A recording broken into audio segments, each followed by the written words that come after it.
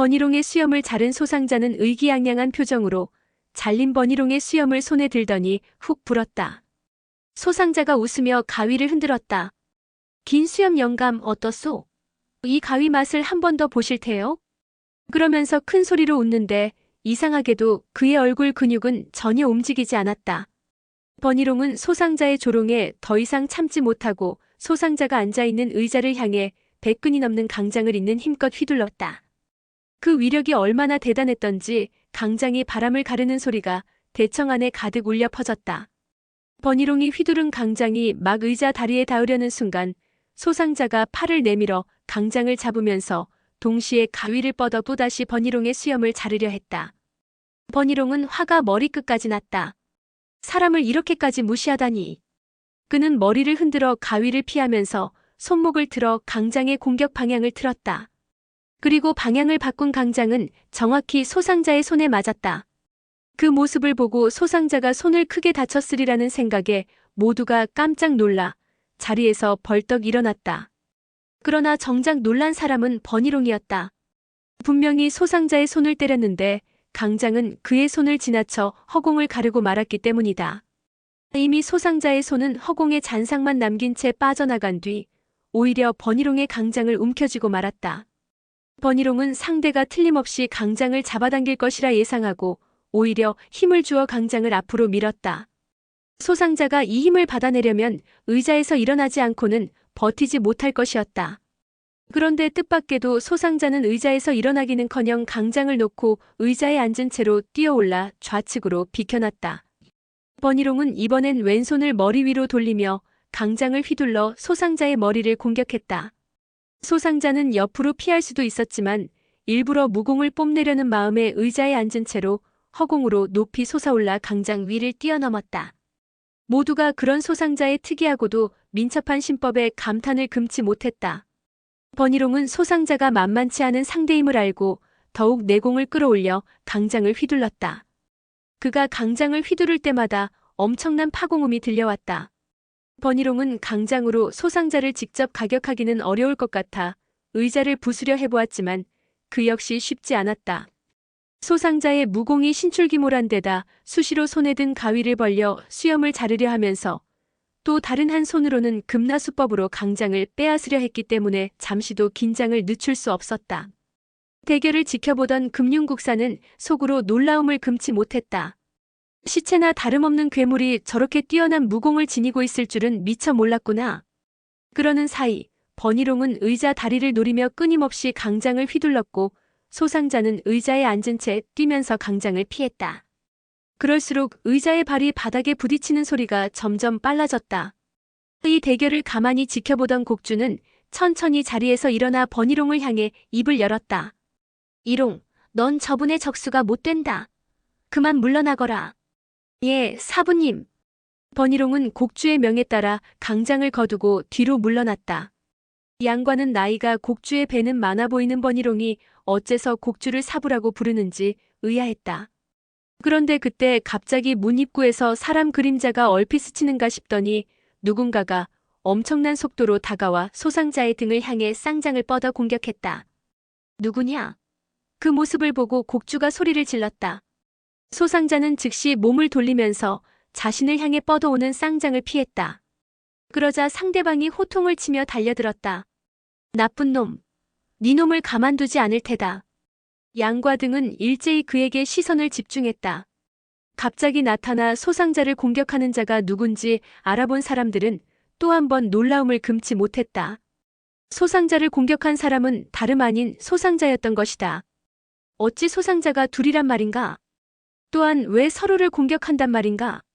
모두가 어찌된 영문인지 몰라 딱 벌어진 입을 다물지 못했다. 자세히 살펴보니 버니롱과 싸우던 사람은 분명 소상자의 옷을 걸치고 신발을 신고 있었다. 얼굴 표정 역시 시체 같은 것이 영락없이 소상자와 닮았지만 실제 소상자의 얼굴과는 약간 달랐다. 그러나 후에 들어온 사람은 진짜 소상자가 맞았다. 그런데 그는 절정곡 사람들이 입는 녹색 옷에 녹색 허리띠를 메고 있었다. 후에 들어온 소상자가 손가락을 호랑이 발톱처럼 세워 매섭게 가위를 들고 있는 소상자를 공격했다. 이런 비열한 놈! 절대 용서치 않겠다. 버니롱은 갑자기 나타난 남자가 소상자를 공격하자 일단 강장을 거두고 한쪽으로 비켜섰다. 비록 절정곡 사람들이 입는 복장을 하고 있었지만 누군지는 알 수가 없었다. 이제 대청 중앙에는 시체처럼 생긴 두 사람이 서로 뒤엉켜 싸우고 있었다. 그제야 양관은 대충 전후 사정을 짐작했다. 가위를 든 사람이 자신의 짐에서 가위를 훔칠 때 인피가면도 같이 훔친 게 틀림없었다. 아마도 가면을 쓴 그가 소상자의 옷을 갈아입고 대청에 나타나 소란을 일으킨 것 같았다. 소상자가 평소 시체 같은 얼굴을 하고 아무런 표정 없이 지냈기에 다른 사람들이 쉽게 알아볼 수 없었던 것이다. 잠시 생각에 잠겨있던 양관은 곧 가위를 든 사람이 누군지 알아냈다. 주백통, 내 가면과 가위를 돌려줘요. 양관은 대청 중앙으로 걸어나가 가짜 소상자의 손에서 가위를 빼앗으려 했다. 양과의 짐작대로 가짜 소상자는 바로 주백통이었다. 그는 한바탕 소란을 피울 속셈으로 절정곡 제자들이 던진 어망에 일부러 걸려들어 절정곡 안으로 들어왔다. 주백통은 절정곡 안으로 들어오자 곧바로 어망을 찢고 도망쳤다. 그러곤 산에 숨어 있다가 나중에 다시 나가 절정곡을 한바탕 뒤집어 놓을 속셈이었다. 그런데 그때 마침 양과 일행이 오는 걸 보았다. 주백통은 밤이 되기를 기다려 몰래 양과 일행의 숙소로 잠입해 소상자의 혈도를 찍어 그를 석실 밖으로 데리고 나온 후 그의 옷을 벗겨 자신이 입었다. 주백통의 경공 실력이 워낙 뛰어났기 때문에 금융국사를 비롯해 그 누구도 그 사실을 알아채지 못했다. 주백통은 소상자의 옷을 입은 후 다시 석실로 돌아와 양과 옆에 누워서 잤다. 물론 그 전에 양과의 짐에서 가위와 가면을 훔쳐놓은 상태였다. 다음 날 아침 날이 밝아 모두가 일어났을 때는 아무도 이런 변화를 눈치채지 못했다. 소상자는 급히 내공을 운기하여 혀를 풀려고 했으나 주백통의 점혈술이 워낙 뛰어나 3시즌이 지난 후에야 겨우 몸을 움직일 수 있었다. 그러나 주백통이 옷을 벗겨가서 속옷만 입은지라 밖으로 나갈 수가 없었다. 그때 마침 지나가는 하인을 발견한 소상자는 그의 옷과 신발을 벗겨 갈아입은 후 급히 일행의 뒤를 쫓았다. 대청으로 와서 보니 자기 옷을 입은 사람이 버니롱과 무공을 겨루고 있었다. 화가 머리끝까지 치민 소상자는 다짜고짜 쌍장을 휘두르며 주백통을 공격한 것이다. 주백통은 좌우 호박수를 사용하여 왼손으로는 양과를 상대하고 오른손으로는 소상자를 상대했다. 공손곡주는 주백통이 버니롱과 겨룰 때 이미 그의 무공에 은근히 놀랐는데 지금 그가 두 사람을 동시에 상대하는 모습을 보고 또 한 번 감탄을 금치 못했다. 그가 보기에 주백통의 무공은 자신이 사용하는 음양쌍인과 다소 유사한 점이 있긴 했지만 자신은 결코 주백통처럼 양손을 완전히 분리해서 서로 다른 적을 공격할 정도의 수준에는 이르지 못했다. 세상은 넓고 인재 역시 참으로 많구나. 저 두 노인도 대단하지만 저 소년 역시 노인들 못지않군. 곡주는 잠시 생각에 잠겼다가 이윽고 큰 소리로 말했다. 세 분 잠시 멈추시오. 곡주의 말에 양과와 소상자가 동시에 뒤로 물러났다. 주백통은 얼굴에서 가면을 벗은 후 가위와 함께 양과를 향해 던졌다. 난 놀 만큼 실컷 놀았으니 이제 가보겠소. 그러곤 두 발을 한번 구르더니 훌쩍 뛰어 천장의 대들보 위로 올라갔다. 주백통이 모습을 드러내자 대청아는 금세 시끌벅적해졌다. 공손 노각이 소리쳤다. 아버지, 노안동이에요. 주백통은 대들보 위에서 화통하게 웃어댔다. 대들보는 바닥에서부터 3장이나 되는 높이여서 대청에 비록 무공이 뛰어난 이가 많기는 했으나 이 정도 높이를 한 번에 올라갈 수 있는 사람은 없었다. 그때 버니롱이 훌쩍 뛰어 기둥을 붙잡고는 마치 원숭이처럼 위로 기어 올라가기 시작했다. 그는 비록 키는 작았지만 나무나 벽을 타는 벽장공에 능했다. 대들보 끝에 도달한 버니롱은 긴 수염에 내공을 실어 마치 채찍처럼 주백통을 향해 휘둘렀다. 그 위력이 얼마나 대단하던지 수염이 바람 가르는 소리가 엄청났다. 그러나 주백통은 웃으며 왼손으로 버니롱의 수염을 잡아채서는 아이들이 쥐불놀이하듯 빙빙 돌리다 놔버렸다. 그러자 허공에서 원을 그리며 맴돌던 버니롱의 몸이 그대로 천장으로 날아가 버렸다. 다행히 버니롱의 무공이 뛰어난 덕에 천장에 등을 부딪히고도 그대로 바닥으로 떨어지지 않고 긴 수염을 대들보에 감아 다시 자세를 바로잡았다. 그 모습을 보며 주백통은 오른손으로 대들보를 감아주고 마치 그네라도 타는 양 허공에 대롱대롱 매달려 박장대소했다. 밑에서 이를 지켜보던 소상자는 자기가 올라가서 같이 공격한다 해도 승산이 없을 것 같아 니마성과 마광자에게 도움을 청했다. 니 형 마형, 저 노인네가 우리 6사람을 저렇게 무시하는데 가만히 있어야 되겠습니까? 니마성은 성격이 급하기로 유명했고 마광자는 머리가 둔한 사람이었다. 소상자가 우리 6사람을 무시한다며 자극하자 둘은 대뜸 화를 버럭내며 대들보 위로 뛰어 올라가 주백통의 양발을 잡으려 했다. 그러나 그들은 오히려 주백통의 발에 맞고 땅에 떨어지고 말았다. 소상자가 윤국서를 향해 고개를 돌렸다. 윤형, 정말 모른 척 하실 겁니까? 그러자 윤국서가 미소를 지었다. 그럴 리가 있겠습니까? 저도 뒤를 따르겠습니다. 소상자는 고개를 끄덕이더니 갑자기 괴성을 내질렀다. 그러자 대청안이 금세 차갑게 얼어붙는 것 같았다. 그와 동시에 소상자는 무릎도 상체도 굽히지 않은 채 허공으로 치솟더니 주백통의 아랫배를 낚아채려 했다. 그러나 주백통은 소상자가 공격해오자 몸을 공처럼 움츠리더니 대들보를 잡고 있던 오른손을 왼손으로 바꾸었다. 소상자는 주백통을 잡지 못하고 다시 바닥으로 떨어졌다. 소상자의 몸은 마치 나무 토막같이 뻣뻣해 발바닥이 땅에 닿자마자 쿵 하는 소리와 함께 다시 허공으로 떠올랐다. 한편 버니롱은 대들보 위에서 긴 수염을 휘두르며 주백통을 공격했고 소상자, 이마성 마광자 3사람은 허공으로 뛰어올랐다 떨어졌다를 반복하며 주백통을 잡으려 했다. 그때 윤국서가 웃으며 품속에서 연편을 꺼내 들었다. 노인네 솜씨가 보통이 아니군. 어디나도 끼어서 한판 놀아볼까. 금실과 은실로 짠 채찍의 곳곳에는 호화로운 보석이 박혀 있었다.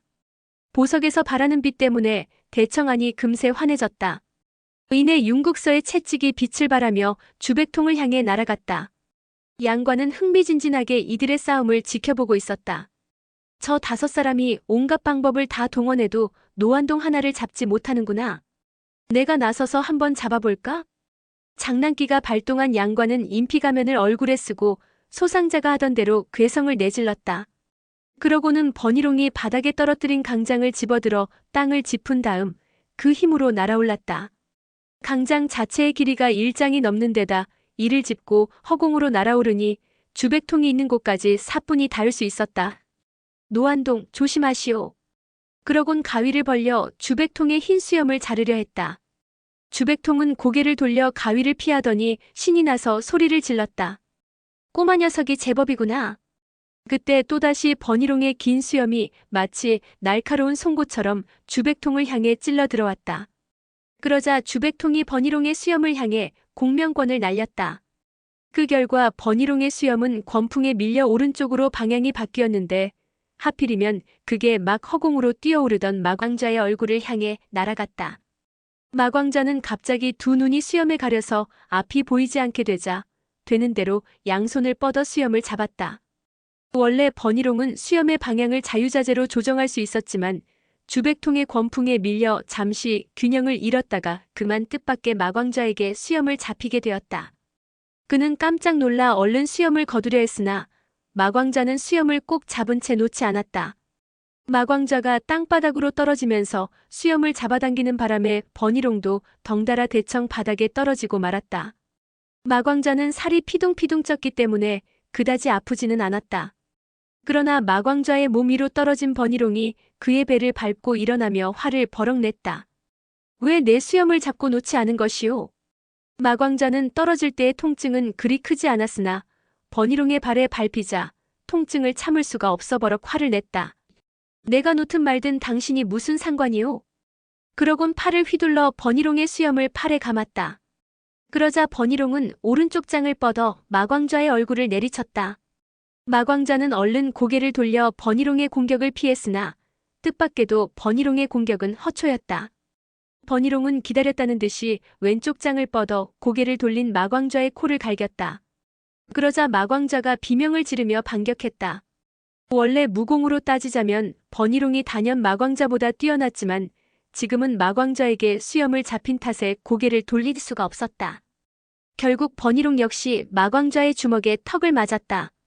급기야 두 사람은 땅바닥을 뒹굴며 싸우기 시작했다. 금융국사는 난리법석이 된 대청을 둘러보았다. 6명 중 5명이 나섰는데도 노안동 하나 어찌하지 못하다니 체면이 말이 아니었다. 금융국사는 품속에서 을륜과 동륜을 꺼내들었다. 을륜과 동륜이 맞부딪히니 명쾌한 소리가 났다. 금융국사는 을륜은 좌에서 우로, 동륜은 우에서 좌로 동시에 던졌다. 그러자 을륜과 동륜이 둥글게 반원을 그리며 엄청난 파공음과 함께 주백통을 향해 날아갔다. 주백통은 처음 보는 무기에 호기심이 일었다. 이건 또 뭐하는 물건이지? 주백통은 손을 뻗어 을륜과 동륜을 잡으려 했다. 잡으면 안 돼요. 그 모습을 보고 양과가 소리치며 강장을 잇는 힘껏 던졌다. 그러나 굵고 긴 강장은 엄청난 소리를 내면서 날아가 동륜에 맞고 튕겨 벽 모서리로 날아갔다. 벽에서 떨어진 돌가루와 충격으로 인한 불꽃이 사방으로 튀었다. 그때 금융국사가 허공에 손을 내밀자 떨어지던 동륜이 다시 금융국사의 손으로 빨려 들어갔다. 금융국사는 다시 손을 휘둘러 동륜을 주백통에게로 날려보냈다. 그제야 주백통은 금융국사가 만만하게 볼 상대가 아님을 깨달았다. 주백통은 금융국사까지 합세하면 혼자 힘으로 모두를 당해낼 수 없을 것 같았다.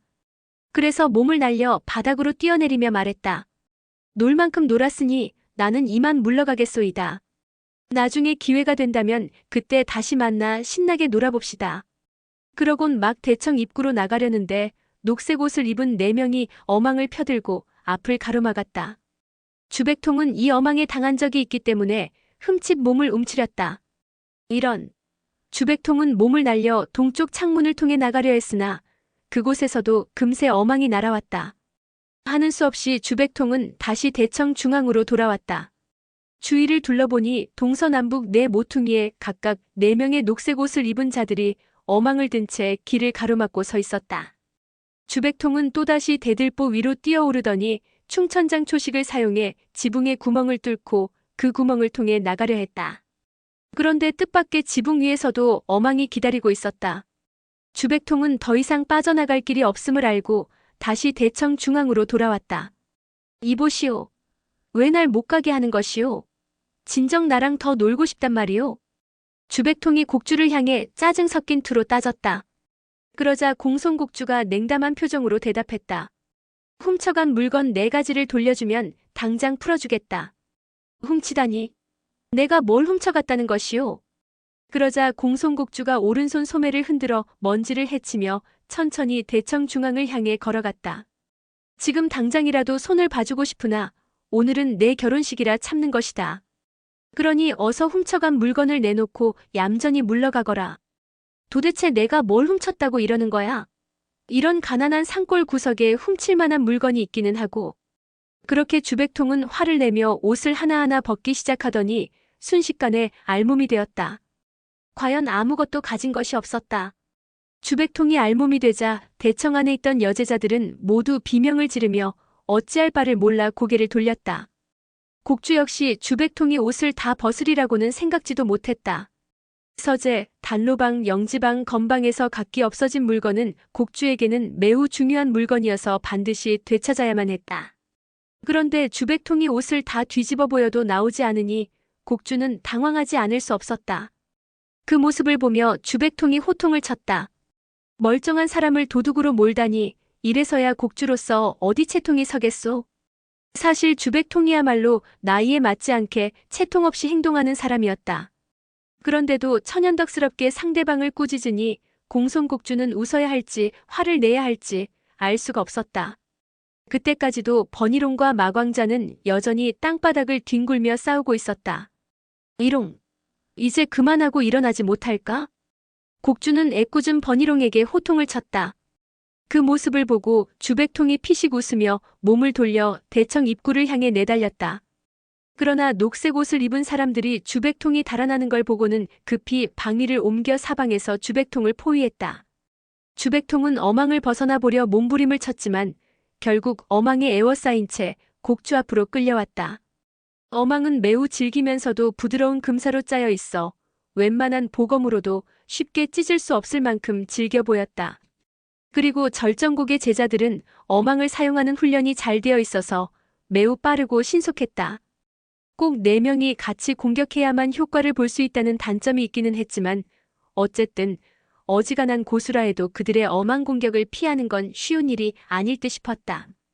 제자들은 주백통을 잡는 데 성공하자 상당히 의기양양해졌다. 그런데 이상하게도 곡주의 표정이 심상치가 않았다. 이상히 여긴 제자들은 재빨리 어망 안을 들여다보다가 그만 깜짝 놀라고 말았다. 어망 안에 잡힌 사람은 뜻밖에도 주백통이 아니라 버니롱과 마광자였던 것이다. 알고 보니 주백통이 대청문을 향해 달아나면서 땅바닥을 뒹굴며 싸우고 있던 버니롱과 마광자를 들어 어망 속으로 던지고 자신은 빠져나갔던 것이다. 그 동작이 워낙 빠르고 민첩해서 아무도 눈치채지 못했던 것이다. 그야말로 신출귀몰한 신법이었다. 주백통이 이렇게 소란을 피우고 유유히 사라지자 공손곡주는 창피해 얼굴에 빛을 잃었고 금융국사도 부끄러운 마음이 일었다. 무림의 고수라는 사람들이 저런 노인 하나를 어찌하지 못하다니 체면이 말이 아니구나. 오늘의 영상은 여기까지입니다. 영상이 도움이 되셨다면 구독과 좋아요, 알람 설정 부탁드립니다. 시청해주셔서 감사합니다.